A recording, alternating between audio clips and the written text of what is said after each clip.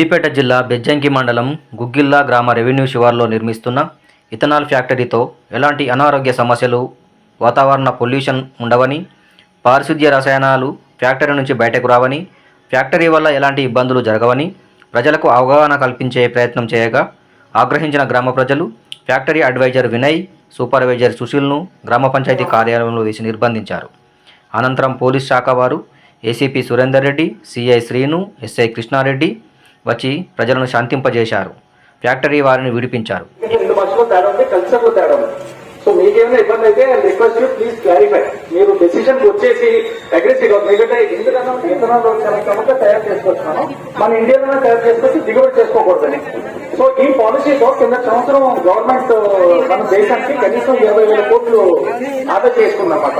so ఈ policy అంటే ఈ ఎథనాల్ ప్లాంట్లు పెట్టుకోండి అని చెప్పి అందరినీ ఎంకరేజ్ చేసి 2025 టార్గెట్ ఏమైందంటే ప్రతి లీటర్ పెట్రోల్ కి మనం 20% ఎథనాల్ కలిపేటట్టు ఎథనాల్ ప్రొడ్యూస్